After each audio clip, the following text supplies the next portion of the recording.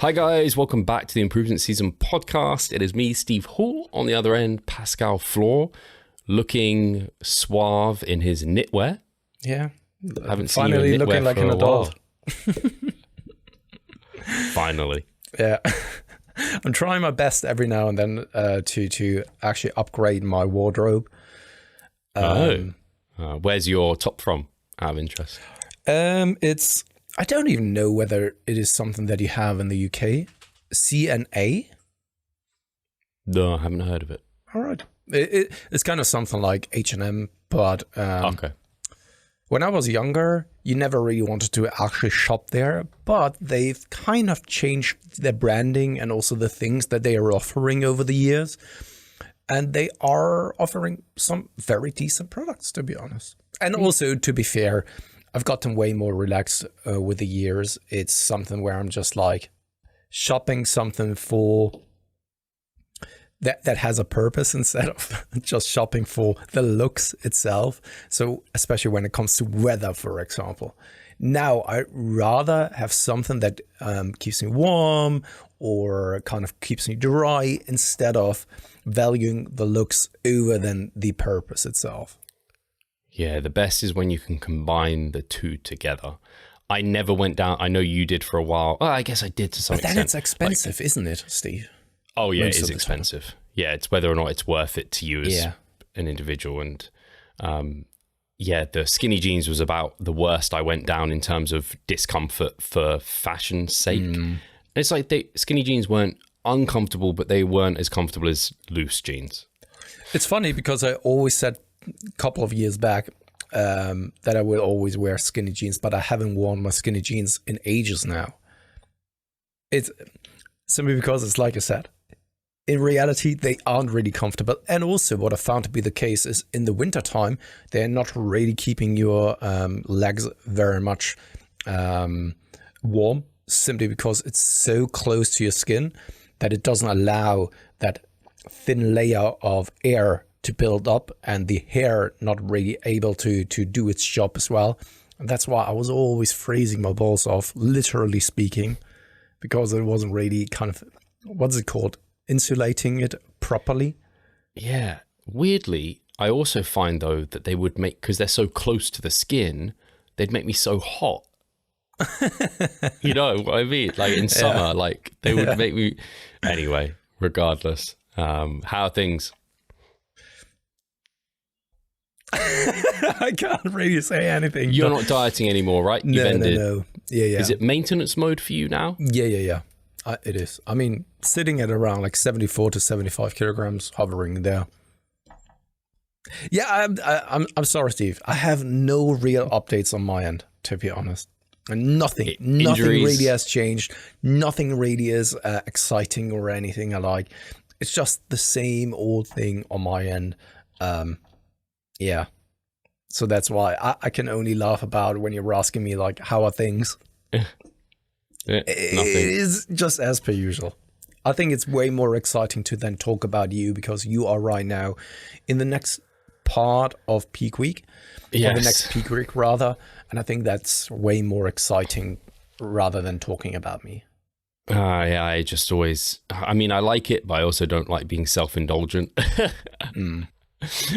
So yes, as you mentioned, started peak week and it's officially like peak week because I don't know why I said it like that. Peak week started on Saturday. So part of the peaking process starts on the Saturday. The depletion isn't the first part of that process.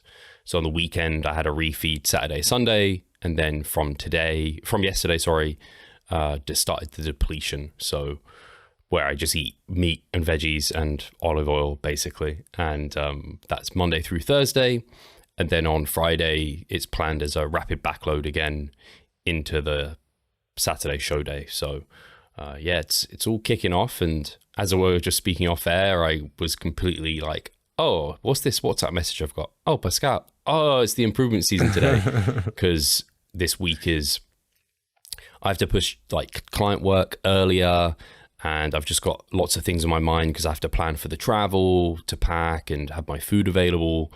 And then, yeah, everything's just a bit different. Like, when are you leaving and when are you coming back again then? Are you leaving on Thursday already and staying up until Monday even, or what is it? Same as the Netherlands. We'll leave Thursday, flights at like 6, and then back. But I mean, if your flight's at 6, it means like half your day is gone because you have to get there hours beforehand or whatever. So Thursday is basically a write-off in terms of being productive with work or anything. And then we come back Sunday, I think a little bit earlier this time. Hopefully our flights are, touch wood, not delayed or anything like that, because that happens very often.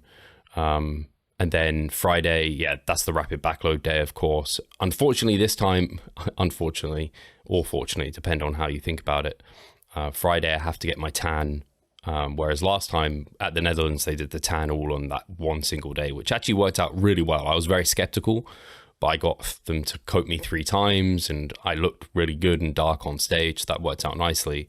And it meant Friday was easier because I didn't have to fuck around getting a tan and sleep in, like, just being disrupted because of bed sheets and whatever. So anyway, yeah.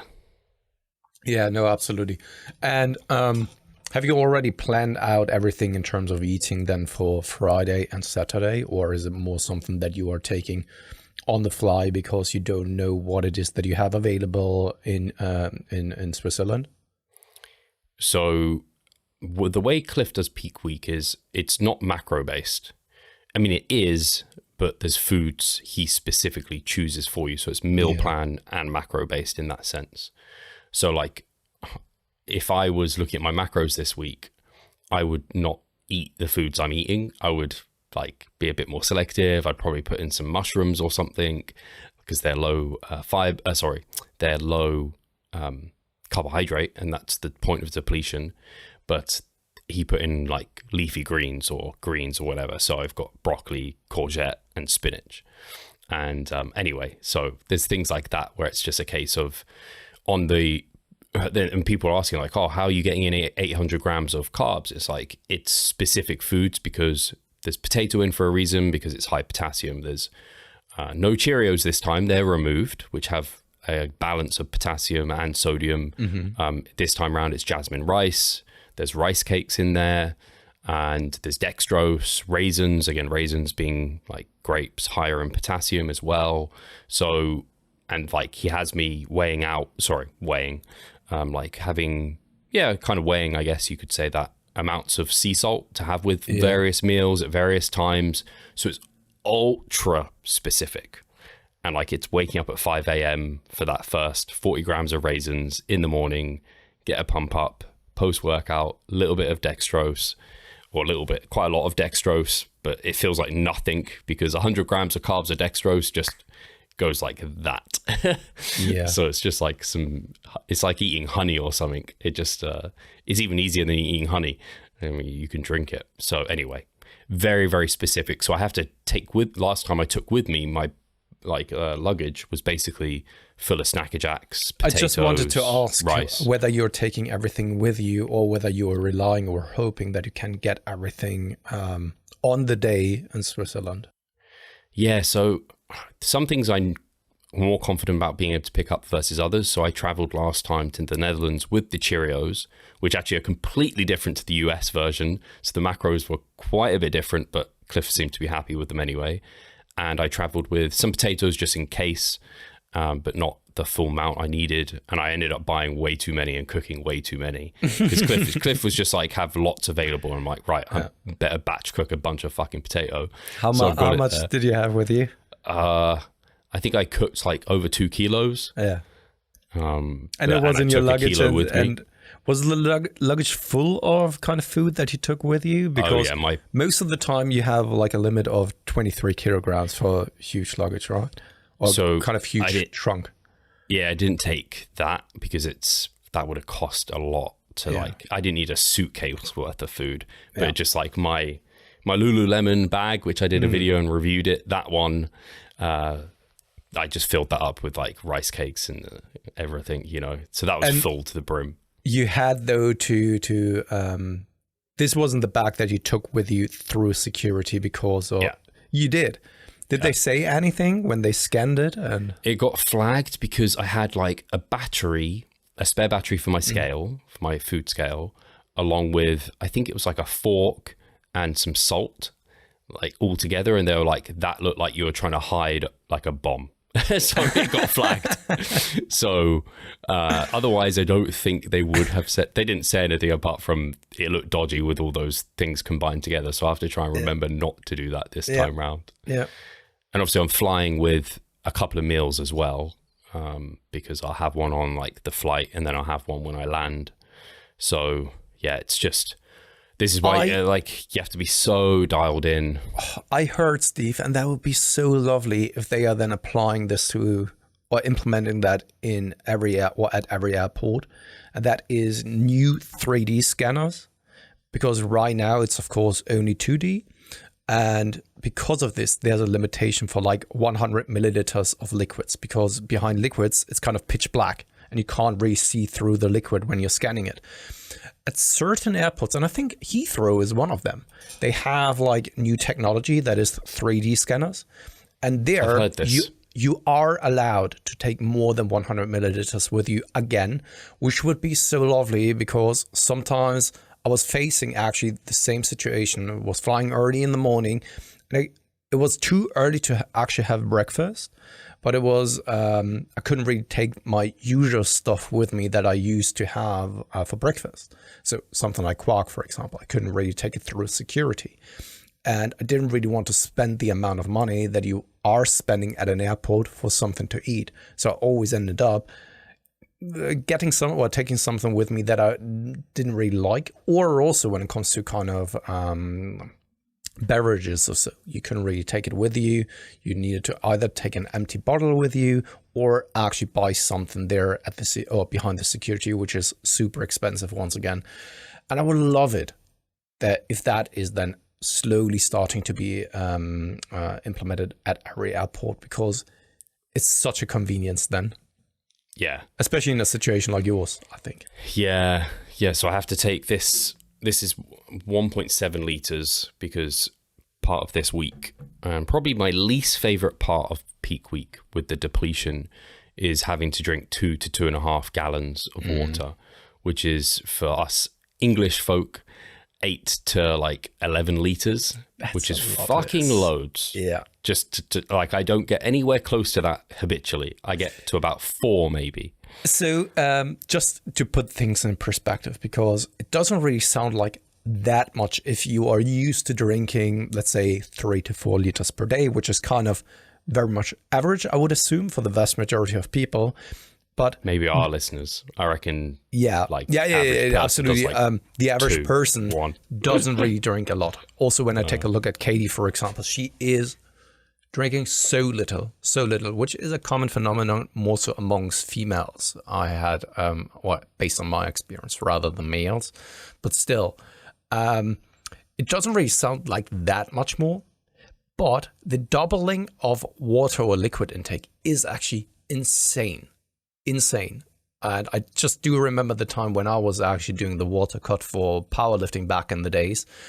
Consuming that, I had it all planned out, and I was basically, so each and every single hour I needed to get a certain amount of liquids in, and that was freaking hard.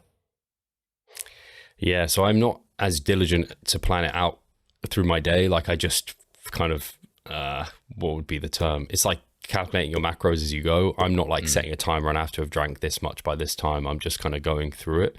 I probably should try and do it like you mentioned, and try and have specific like amounts to have by certain times. So thankfully it's worked pretty well. Part of the harder thing with it is I can't have anything but water. And so that makes it a little bit tougher, because I remember last time in 2017 I did some water loading, but I was allowed artificial sweeteners. So I would have like 4 liters of diet lemonade, which is so much easier to drink than having 4 liters of just straight up water, right? Yeah. So I can't have my Monster, like things like this. I can't sweeten it. I can't even have sparkling. I asked about having sparkling water, but that was no go. So yeah, it's just, and it's forced drinking. So it's not particularly comfortable because you're forcing yourself to drink. but then it's also the amount of peeing that you do is just like relentless. So even recording this now, I'm like conscious that I don't want to have to pee before the end of the recording, or like going out on the weekend or going out these days. I can't, like, because I have to have a bathroom ready, available. Even taking Ada out for like a longer walk, I'm like, I've got to make sure to pee like right beforehand because I'm going to be desperate by the time I get back. So anyway, it's the worst thing is through the night then, Steve? Is it all right, or is it kind of also a nuisance there? So the worst I've had it was actually on Sunday night. I woke up, I think, 6 times to pee, which is particularly bad because I have to go up and down the stairs because we're in the loft. So that's frustrating. But last night was much better. Very exhausting, isn't it? Yeah, last night was only 2. And then the third one just got me up a bit early. So I was like before my alarm, but only like 10 minutes or something. So it wasn't so bad. And hopefully that will continue through the rest of this week where I can be a bit more. Now I could see people asking themselves, like, why go through something like this? Is it really worth the little bit extra? What's your take on it? I think it's a great take. I think it's an absolutely fair comment. I think for some people, it's absolutely not worth it. For that person who, like, I work from home, it's super easy for me to do this. I have no dependents. Like, I can nail it. Whereas there's a lot of people that just wouldn't be able to do that. I can't imagine working an office job where you're in meetings and all of this and you have to go through it. The situation in that case, if they wanted the extra benefits of potentially doing a rapid backload, is you'd have to take a week off work. This is what I remember from 2017. That depletion was much more brutal than this because it was a bit different, where my training was very hard. And I was like, I couldn't ever give this to a client because it's just, I can't bear that they'd manage it. I was like needing to sleep in the middle of the day. I'm much better about managing things. I'm much more kind of experienced in that regard, but still I'd be very careful about giving this to a client because they have to have like their life set up in a certain way to make it actually adherable. And I totally get, and I'm still not sure if some of the extra stresses involved with this approach is worth it. I don't completely know. I just know the look in the Netherlands was freaking great. Do I think the rapid backload played a role? Yes. Do I think I could have done a different peak and got similar? Yes, but I don't know. Maybe I wouldn't have got that little bit of percentage out of it. So I think willing. It will be easier for you when some time has passed after this. Sorry for that. After the season is over, because you are clearly now in a very biased position. You are very much deep in prep, which is then very much harder to stay rational and also stay honest with yourself and interpreting certain things as well. And then I think there will be a time where you are able to make better judgments surrounding that, or maybe you're coming to the same conclusion later on still. I think it's one of those where I'd also need to, like, because I became a big fan of that linear load, the progressive linear load, because there's so many pros to that approach in terms of it is very stress relieving. You build confidence every single day. You feel better every day. And it's quite an easy thing to work through with a client in any situation. So many pros to that approach. But I'd need to do this prep to see a comparison, to be like, how was I at the end of that? Because I'm just a completely different human at this point versus last prep.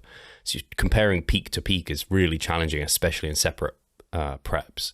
So yeah, I can't really say. I'm just, at this point, it's kind of similar to, I don't know, doing length and partials in your training, just in case, like, there might be an added benefit. The downsides are low. It's like here, it's like, I'm willing to put a bet that the rapid backload is giving me something that I wouldn't get through other means, because for me, it's worth the extra cost and investment of doing that. I think. In the end, this is exactly what why you went with Cliff in the first place, to have a different approach, to challenge your current views and biases, and to just learn something along the way. Yeah. What I will say is, it's always, I said to Charlotte, I haven't weighed this little since a decade. So I haven't seen a weigh-in as light as I did this morning since my first prep. Where are you at right now? So my weigh-in this morning was 166 pounds, 0.8.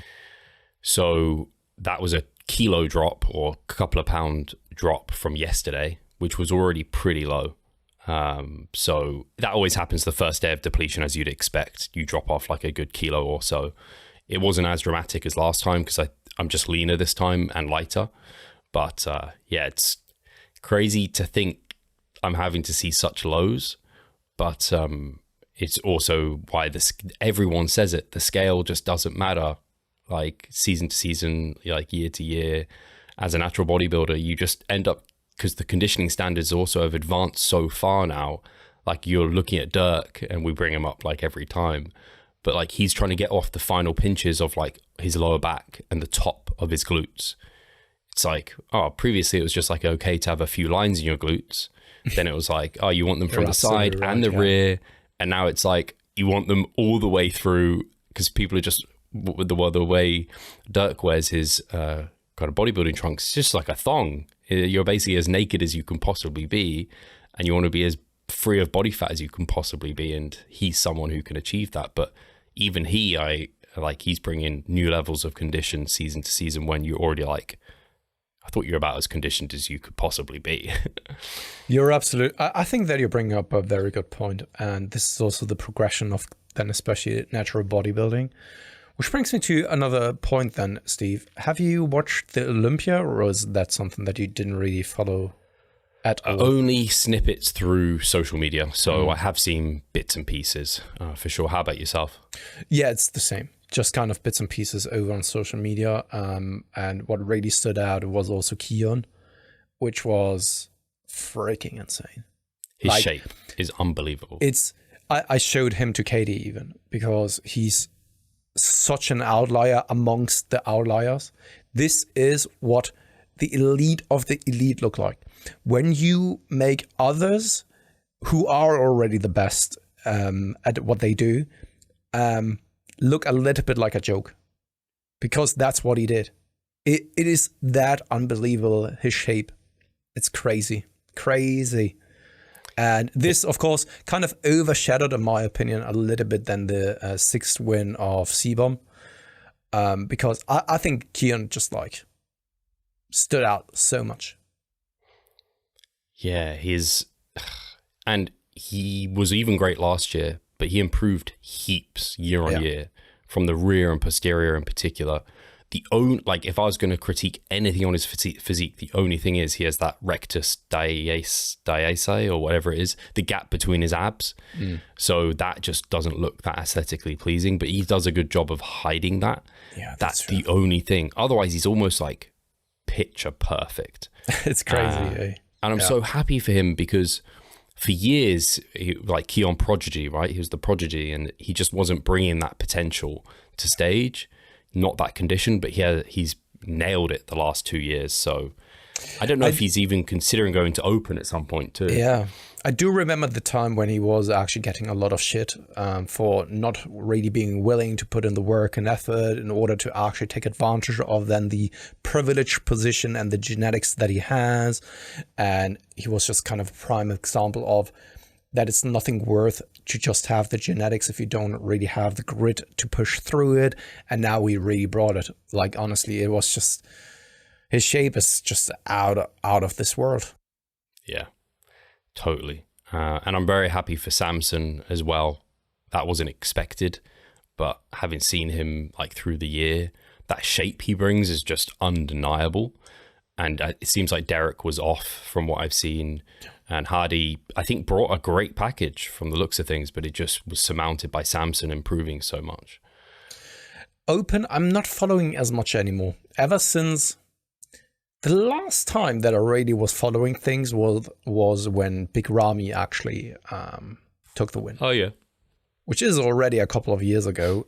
Funny enough, because it doesn't really feel like it. But no. This was exciting, and of course the times when Kai Green and all those people were competing, there was, I don't know, a little bit more excitement about the open class, which has, I think that classic physique especially has overshadowed that by a long shot. 100%. Yeah. Yeah, and it's crazy to see Sebum he wasn't actually, it was pretty close with the guy. I actually can't remember the guy that came second. I feel like the guy that came second came out of nowhere because I don't think anyone had, I don't know. I don't follow it closely like you, but he wasn't someone I was thinking is coming second because I hadn't seen him before, I don't even think. So it seems like was pushing Chris, but Chris he is everything for Classic. It's like I said on the podcast with Mike Israel from the last Olympia, it's just like Chris Bumstead has made Classic his. He is Classic. So long as he doesn't change, really, he's going to win because he is what they want. I you also need to look think, like Sebum. Yeah, exactly. I also think that he had a huge impact as to why Classic Physique has become so successful and popular over the years. He was kind of, and maybe it's too far-fetched and too much of a stretch to say this because I wasn't around during that time, obviously, but what honored to bodybuilding in general, he did for Classic Physique in particularly. Classic Physique wasn't really on the radar that much. And ever since he's around, he was successful. It just exploded in popularity and also what people thought about bodybuilding. It's not just about the big guys anymore, but this is also something that has come to the forefront again, which is, in my opinion, a very good thing. Yeah, because you can see it with it's leaked into, and it always does, it trickles down from the top, right, into natural bodybuilding. Now there's like classic divisions and they're packed. It's kind of how men's physique was at the start. At the start, it's still packed. Men's physique is still super popular, but the open is actually something, even in natural bodybuilding, that's not as popular as classic and as men's physique now, which is kind of wild to me. Yeah. Just because my personal bias has always been the open in natural bodybuilding. And to me, open in natural bodybuilding is classic. Like I would like to see some really different judging criteria to kind of have those separate.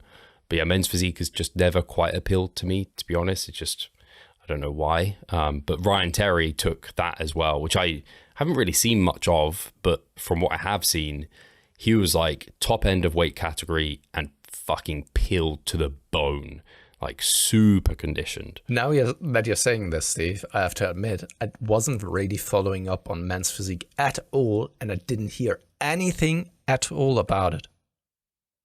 Anything at all. I wasn't even aware that Ryan Terry took the win, or who was placing top 3 or anything alike. And I just came to think about it now that you said it. Yeah, we're probably not great ambassadors for this. No. Or ambassadors, I don't know if this is what. We don't really keep up with the, like I only It's really bias, see what I see coming up on my Exactly. feed. I do find it interesting, but at the same time, it's so different to natural bodybuilding that it's like, yeah, it's in its own little world. And so I just don't follow it the same as natural bodybuilding.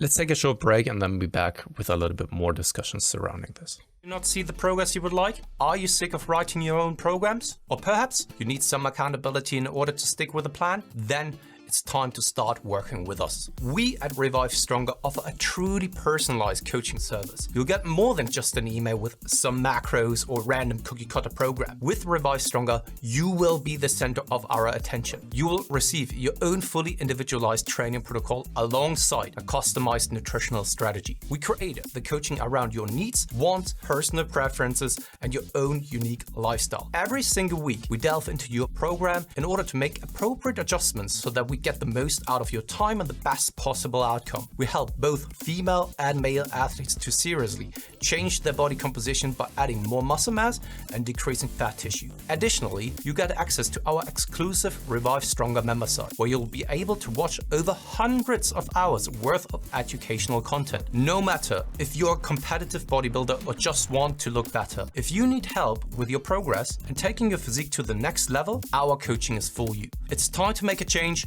Sign up today and let's revive stronger.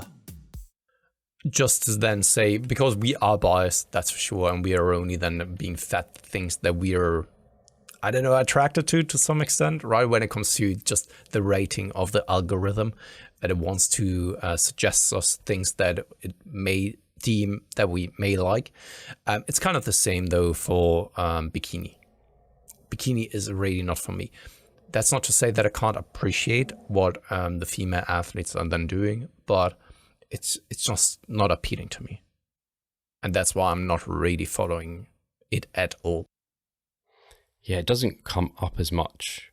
Again, I don't go out of my way to see the Olympia and the results and stuff, so it just doesn't pop up in my feed from the accounts that I follow. Like I follow a few just like general bodybuilding accounts that tend to publicize this stuff, so I don't see it as much. I have more interest in those categories, in the female specific ones, now that I judge, because I have a more invested interest, but the look can be quite different from IFBB and kind of to versus drug-free federations. And we actually saw that at the WNBF UK, where quite a lot of girls who are maybe competing in PCA or something like that, where it's a very hard lean look, brought that to our stage, and it was a bit harder and leaner than we would ideally like. But yeah, so it's just, so I pay attention to it from that perspective more when than I you normally are would. then referring in that category to hardness, it's more about kind of really being too lean for the class at the WNBF, exactly. right? Yeah, we don't want like loads of muscle separation, and think we want soft lines at most. We don't want lots of vascularity, but these women were pretty like there. But they were the How is best. it, Steve? Now that you are here and you are a judge, right? Are you also looking at something like this may sound weird when I'm now asking you that, but the healthy appearance of the physique and also the face itself, or is that something that you don't really take into consideration? Simply, I'm just asking because bikini is more so a physique thing. It's not just about getting the leanest or the biggest. I think there's also probably a byproduct of you want to look healthy, you want to look fit. And sometimes, especially then, bikini athletes who are most of the time also enhanced, they really need to be shredded and dialed down, honestly. And you can sometimes really see it in their face. And it doesn't look healthy at all. And now you can also bring up the argument about males, but with males, I think it's a different kind of story. If you are having kind of a dieted face, it just looks like you have a chiseled chin, and it doesn't really look overly bad. But sometimes, or often, unfortunately, for females, it doesn't really work like this. It's the Chad Squidward face. Like, yeah, exactly. Whatever it is. I can't do it. Yeah, so as part of the judging criteria for men's physique and for bikini, like stage presentation and I guess I can't think what the word is for it, but like their overall look is assessed in regards to like they need to have removed the appropriate body hair, their tan needs to be well done, their skin condition is important. It will all play into that presentation and look. But as far as I'm concerned, I don't look at past the point of have they got some hair and makeup that looks reasonable. Okay. I don't look past that. Okay. I kind of chop off heads. That's the way I always think about it. Is like I was I don't just really curious look at the because I person's head. wasn't really sure whether this is actually going into the judging criteria, whether someone is actually appearing to be more so looking sick rather than actually fresh and fit and healthy, you know, like, just a fit individual and appearance. Yeah, I think it probably impacts the judging, but more subjectively than like an objective marker. It's just like if someone wants to be there and they're like energetic and they give off that vibe, they have that kind of X factor. I think that does help. Whereas if someone is like, I don't know, even if to the point of which if they look really nervous and they're uncomfortable, or it's going to impact their posing, it's going to impact their stage presentation. So I think it more so impacts there. Whereas I remember Mike saying that the women in the enhanced side are judged down if they look like not feminine, or if they lose that femininity. And that's hard, man. I don't know if really I mean, I don't like that. I think it should just be, again, like neck down. Yeah. Yeah. No, you got a point, especially the longer you've taken anabolic steroids and the more of them you took for a longer period of time, the more you are getting those androgenic traits. And it's probably also why so many females who are enhanced, they at first still look very feminine. They are, in order to then get maybe leaner, build more muscle mass, they're of course increasing the dosage over a long period of time. And then they are too much in the trenches to then possibly see that they are visually changing gradually more and more so for those male traits. Because it's not happening overnight. It's happening over years. And then, as we know with other things in life as well, it's very hard to notice it yourself. Yeah, I completely agree. And I think it's one of those things where when you are going down the enhanced route, it means so much to you, your placings and going pro, and you invest a lot of money into that kind of thing too, in terms of like the drugs and everything. Whereas at least I think often the way I look at natural bodybuilding is that like a lot of the things we do is still just very healthy. Like it's still productive from a health perspective. So I think that's always like just an underlying like big thumbs up for me for people going down that route. Whereas unfortunately, by going enhanced, you are harming your health by default. And then it's like people get a bit, warped, and they put blinkers on. And especially if they have a coach who's encouraging them down that route further, and they want them to be as competitive as possible, and they need to go on X, Y, and Z to be able to do that. It's a scary route. Continue your chat. I'll be able to hear you. I'm just going to pee quickly. All right. It is exactly like Joe Jeffrey, for example, says, that there is no healthy way in taking anabolic steroids. You can only reduce the risks and the potential, not just the potential consequences, but the consequences that it has on your health and overall the detrimental outcomes to the best of your abilities. And I think that there's definitely a very good point that he's making, simply because I think that many people try to downplay the potential. Oh, no, once again, sorry for that. Not just the potential, but the detriments that it has on your health. And there will always be a cost to it. And also here, I'm just quoting Joe Jeffrey, who has much more knowledge surrounding that, who has seen much more, who has worked with lots of enhanced athletes, who's basically saying this, that the only thing that you are trying to do is to decrease the negative effects. But you can't really just completely disregard them and be like, or expect that you are as healthy as a natural individual. I have huge respect for Sebum in this regard, because he's finishing on a high, 6 Olympia titles, and he's only 29. And it's just like crazy to me. I'm just like, it really is a short window for most individuals, I think, who go on performance enhancing drugs to have that life like that. That's why I think so many of them get so all in. It's just an inherent difference between natural bodybuilding and enhanced. Is ours is very like, our peaks are not as high, our troughs aren't as low, and our kind of curve is much longer. Whereas theirs is like rapid peak and then rapid trough type of thing. So Ryan Terry's 35, I think, so he's a bit on the older side, but you don't see many people competing in their, like, they have masters categories, of course, but now you have passed your peak at that point most of the time. I very rarely see that. Whereas in natural bodybuilding, you can still be kind of hovering at your peak at that time.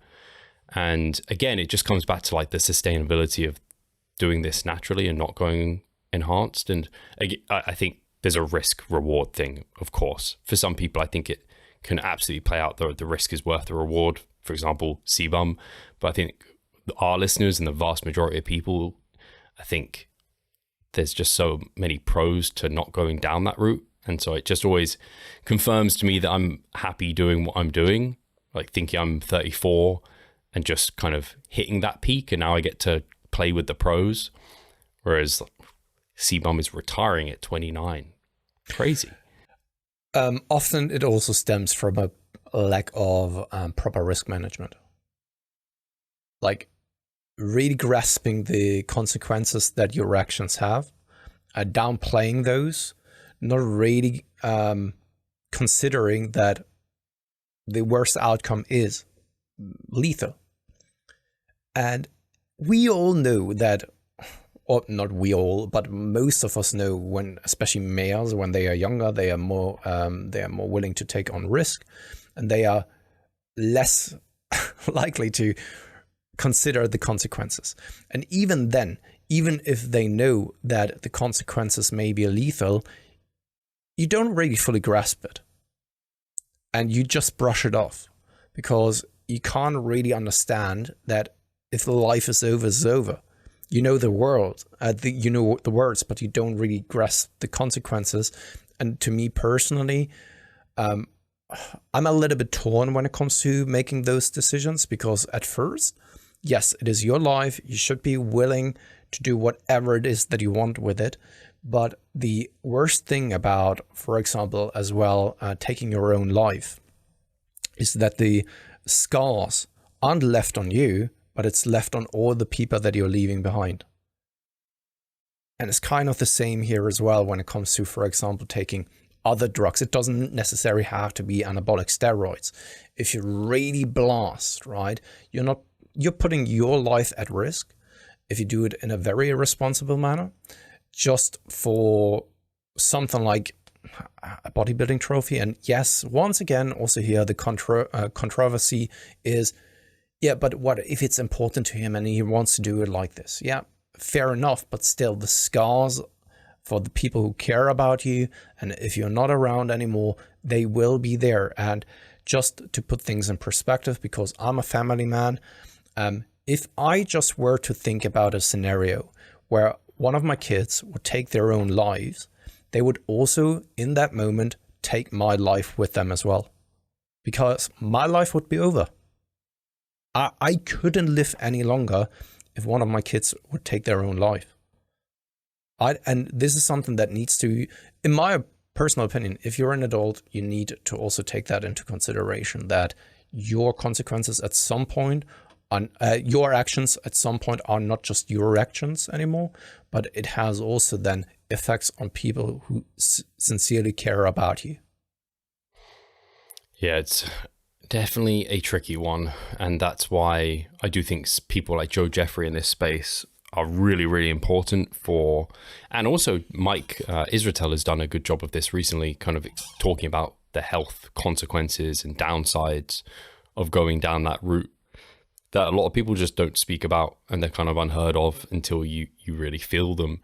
The way I think Mike has put it before is like you're becoming superhuman earlier in your life, but you're taking years away from later in your life. It's like you're taking, I don't know, some XP, like health points, to gain more now versus having it, not X points, health points, whatever it is, you know?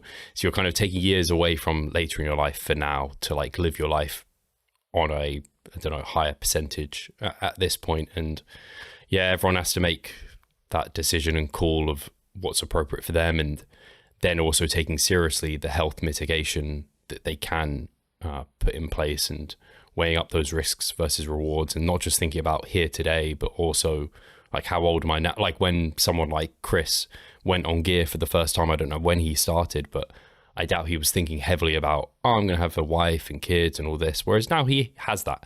And so and even he's taking that into consideration. I would go as far as saying that you can't really fully comprehend it, Steve. No.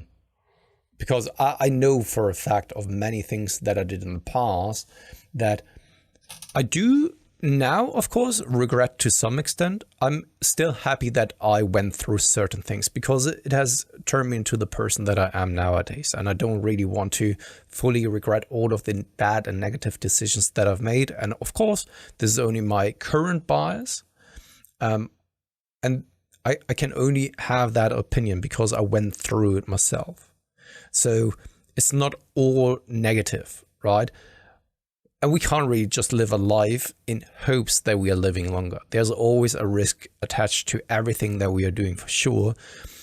But of course, it's once again to what it is that I said at the very beginning. Many people, I think, who are really going down that rabbit hole of blasting very heavily, they have a poor amount of risk management in life in general. They can't really comprehend or grasp the consequences that their actions have. And this is also why I totally agree with you, Steve. I'm super happy about people such as Joe Jeffrey, who are then preaching and trying to educate people surrounding that. And hopefully also probably by their actions have saved many and dozens of lives already without them even knowing about it. Yeah, I think so. Yeah, it's crazy actually to think that way in regards to, I often think about it. People will message me about the podcast or something and be like, oh, look, I made this transformation because of the information you put out on the podcast, whatever, you guys inspire me, what have you. But to think that information that Joe could be putting out or someone of that like ilk could save lives, or maybe even some of what we've discussed here, we've just deterred someone from going down that route, or we've helped someone seek out a Joe Jeffrey or think about their decision making a little bit more strictly. I just think it's really cool to think about that broader impact you could be having. Totally. And just to end things on that note as well, and that is I'm not trying to convince anyone to not go down that road, because the decision in the end is yours, but there needs to be proper risk management in place. The same applies to everything in life, in my personal opinion. And I take this especially from the investment side of things. If you are spending or trying to invest your hard-earned money that you've been working for like maybe a very long time, gambling it away is not a proper way of risk management. The risk of losing it all is very much given. It's much, much higher than actually then doubling or tripling the amount of money.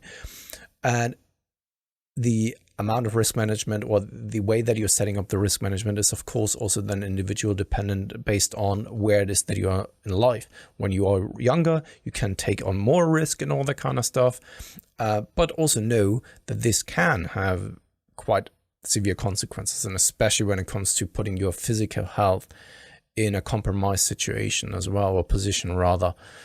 And I just want people to, especially when they're going down that road, to always consider not going all out. And I think that the vast majority of listeners on our podcast are naturals anyway to begin with. And I don't really think that a lot of our listeners are blasting heavily. I think that this is not the podcast for them then. But still, I mean, we are there's a reason why we've seen so many people over the past couple of years in the news of passing away in the enhanced realm. And it has definitely not to do with them being responsible. Yeah, for sure. I think that's a good way of wrapping that up. I also do think, even in the natural side of doing things, we can take it to the point of being detrimental to our health. Like, death is way less of a concern, but it just makes me think of consultations I've had. I just had a consultation recently. I don't want to speak too much into it because I don't want them to feel like, I don't know, I'm not naming them, but I don't want to divulge their information. But clearly they had many habits and behaviors they developed in their life that they were now kind of looking at and being like, man, they're taking away from myself living my life. And I think many people look at, I don't know, coaching, and they just think, oh, it's just about the outcome of the physique, or it's just macros and training. But a big part of, and you'll have this with some of your clients, where I have to like encourage them. I'm literally doing this with Mike Chalice at the moment. He won't mind, but encouraging him to like, hey, I said to him this check-in on a weekend, like once a week, maybe on a weekend, go out and try something new.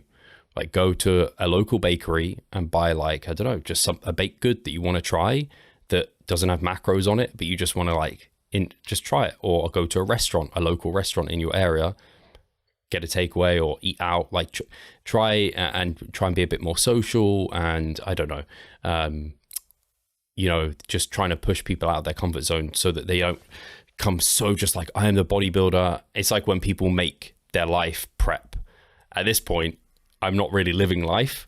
Like this weekend, it was like bodybuilding camp, and I'm just like all in. And this week is just that, but I don't want my life to be that. So sometimes you have to encourage people to pull away from like bodybuilding in a sense, while still obviously nailing everything they need to, if that makes sense. It makes a lot of sense. I would like to challenge that idea though, because if that is giving you joy and happiness in the given moment, I think that you should go ahead and do this. Now, of course, considering the opposite side of the spectrum and the things that you're missing out on is always a wise thing to be doing. But at the same time, especially when it comes to societal norms, you don't have to then follow the societal norms if that doesn't really give you any kind of joy and happiness. So let's just bring up an example. Let's just say that you are Mike Chalice. You are right now very much consumed by bodybuilding just because it gives you so much in return. And then other people around you are saying like, oh no, come on, let's eat out, let's go to the pub, have a pint and all that kind of stuff. When in reality, deep down inside, you don't really want to go out into the pub, You don't want to have a pizza with those individuals. And maybe those individuals aren't even worth spending time anymore with because it doesn't really support you and your journey and support the way that you want to walk right now. Or what do you think about this, Steve? Yeah, no, I completely agree. This is why I kind of said it from the outset, where that person recognized the behaviors and habits they developed was taking away from relationships. Okay, like, I don't know if I want to give a specific example, but it could be anything, right? It's just they could tell it was harming their relationships. Like I've probably done it with Charlotte before, where like I've taken it further than I needed to. I've been more strict to myself than I needed to. And then she's kind of pulled me out of being so extreme and allowed me to be like, I can actually let my hair down a little bit more here. But at the same time, I've been there like you described. I think I spoke about this somewhere recently. It might have been on a podcast with someone. But with my previous job, it was almost seen you needed, this is over a decade ago now, but you needed to like go and drink with colleagues and stay out late and be part of like that little clique. And it just wasn't me at all. And I don't enjoy doing that. And so I don't go to events where once I'd left there, I was still invited to some of these events now and then. And I'd sometimes go and I'm just like, it's just not me. I'm not that person. I don't want to drink alcohol. It doesn't bring me joy. They might see me as boring, but that's not what I find boring. I love what I'm doing right now. It's so even what I'm doing right now with this peak week, like it long term, I wouldn't want to do this, but short term, it's fucking cool. It's like a scientific experiment for me. Like I'm all in, I'm happy. Whereas some people look at me like, man, I could never do that. That would be awful. It sounds terrible. And like we're all different for that reason. To me, it sounds, I couldn't think of anything worse right now, Pascal, and you probably be the same way. Something I did when I was, and I didn't even embrace it fully when I was this age, but I think I was like 16, whatever it was, went to somewhere, like I went to Magaluf, and it was like for 5 nights, and it was drinking heavily every single night, and like going out partying the whole day. And even when I was there, I didn't, like some nights, I stayed in like 2 or 3 nights, because I was like, it's just not, it wasn't even me back then, even though I was trying to be someone else. I was 16, impressionable, whatever. So I think probably some of the listeners will relate to that as well. Yeah, no, absolutely. And I think that you're bringing up some good points about being, of course, considerate about the people that are close to you, taking on board their feedback and their desires and what it is that they would like to do. I think it's always important, especially when you are in a relationship, not only being selfish and basically insisting on doing the things that you want to do and only following the things that you would like to do. I think that it's always then also important to sometimes make some compromises and be willing to do the things that you don't really like to do. However, also I think it's important to really say no more times than others. I think a lot of people, and just this basically just also judging by clients that I've worked with over the years, have a very hard time saying no, simply because they feel that they are otherwise offending the other person, being disrespectful if they are then saying politely no. And I think that this may be also here a stretch to go as far in saying this, but more times than others, you are harming yourself more than you are harming the other person. Yeah. For the other person, it's just a no. For you, maybe, I don't know, a habit that you are creating for yourself and you have to live with that choice much longer than the other person does. Yeah, I think it is just that self-assessment of, I said yes to this thing I wasn't sure about, then look back and be like, was it worth it or not? Did you enjoy it? Yeah. Sometimes you'll look back, you'll be like, yeah, that was worth it. Other times you'll be like, but it just wasn't. And then you know what to do next time, potentially. I can give you a good example. I think over the weekend, we had a spontaneous D-Day. So a date day, Katie and I, we had time on Saturday.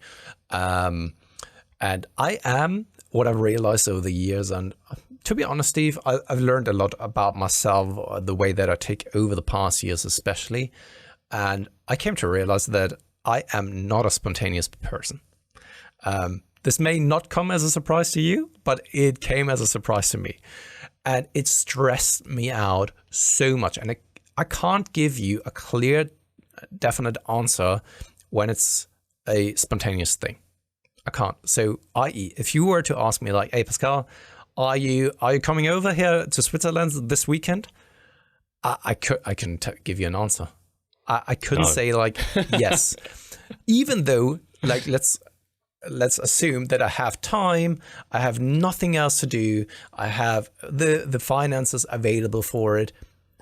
I couldn't give you a proper reason as to why I shouldn't be coming. But I can't be that spontaneous to then come over. And the same happened on the weekend. We on Friday we got the information that we are having then a day available, and Katie was asking me like, oh, should we go to do an exit game? So this is something that we actually do enjoy very much, going to exit games. It's kind of exciting, to be honest. I don't know if you've ever done one, Steve. They're called something a bit different here, but I know what you mean. I haven't done one though. All right, where you are basically in a room, for example, and then you need to solve some riddles and solve basically the entire room, right, in order to get out. And she was like, should we go to that exit room? And I couldn't say yes, even though that we didn't have anything else planned. And she basically said, and this is something that I'm very grateful for, she said, I'm just going to book it. Whether you like it or not, you're coming with me. And this is something that sometimes you need in order to make, even though that I was standing against it, I couldn't say no either, because I didn't really have any kind of valid reason for it. Yeah, Charlotte does the same to me. I don't know if I would have gone on holiday the last like decade unless I was like forced via family, or Charlotte was like, I'm booking this. The unfortunate thing is if both of you are like that, where neither of you are like making inroads to do stuff, it's easy to just get caught up in your own ways, and you're just like living day to day on repeat. And it's nice to have like these things booked in and someone just willing to be like, I'm just booking this. I actually did that to Charlotte the other weekend, where I was just like, I'm just going to book this. It was like a friend's event, like a friend's experience. And we just went and did it. And I was just like, oh, that was nice. But I'm like you, I'm not spontaneous. I don't like, even if someone, at the moment, I'm particularly bad. If someone's like, do you want to get coffee tomorrow? I'm just like, but I've already got my day like planned out. If I was in my off season, I think a coffee, like that's a no brainer. That's super easy. But you know, there's different extremes of these sort of things. So you should come to Switzerland, see me do my pro debut. I thought that with the Netherlands. I was like, you could come to the Netherlands. It would be nice and easy for you. But I just assumed you weren't interested. I can't. I have a tattoo appointment here on Thursday. Not in Vienna though. Yeah, it's just to finally finish my calf. Finish my calf. So I'm traveling there on Thursday, getting it finally done. Coming back on Friday. A friend is coming over. You've met him. He was at my wedding as well. He's coming over with his family on Friday. And then the weekend to follow, I'm then once again in Vienna. So it's just too much traveling, Steve. I'm sorry for that. You can come to Boston then in November. Plenty of time to plan now. Oh yeah, that's true. That's true.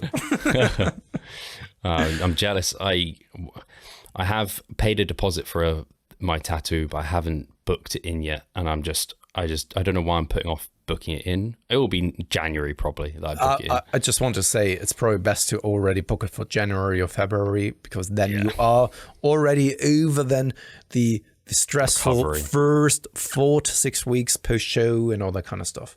Yeah, I just got to finish Aaron because Yeah. it's making me upset seeing him there, just lines. Yeah, right? It's kind of annoying when you see an unfinished tattoo sitting there for a longer period of time. Yeah, for sure. And on that note, Yeah. I guess we're an hour done. Perfect. Then thank you very much, guys. I will end it here today because Steve is deep in prep and big week. And yeah, thank you very much for listening. Thank you very much for tuning in. Hit the like, hit the subscribe, hit the notification button. Leave a comment in the comment section below, especially whether you've watched, for example, Mr. Olympia. And also, I'm curious to hear whether you are spontaneous or not, and how you are dealing with those type of situations, and whether you are sometimes going out of your way to make room for other things other than bodybuilding. So guys, thank you very much. And I guess I'll speak to you very soon. Cheers. Cheers, guys.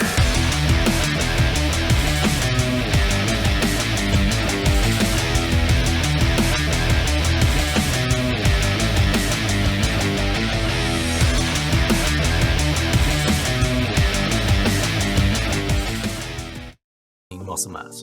Sounds too good to be true, doesn't it? It isn't though. It's reality and we know how to do it. And we will help you achieve this. The Minicut Movement is an 8-week fat loss program to make you lose a huge chunk of fat while maintaining muscle mass at the same time. We will support you from the beginning to the end so that you see the results you would like to and come out of it much stronger. You'll receive a fully automated spreadsheet that is based on your nutritional needs. You can choose between 6 different male and female training templates. Over 30 videos will guide you through each and every single step of the Minicut so that you're getting the most out of your journey and that you always know what to do. But the best thing is that you can start whenever you want. The Minicut Movement is open 24/7. So if you want to learn more or you're ready to sign up, hit the link in the description below. So let's revive stronger together.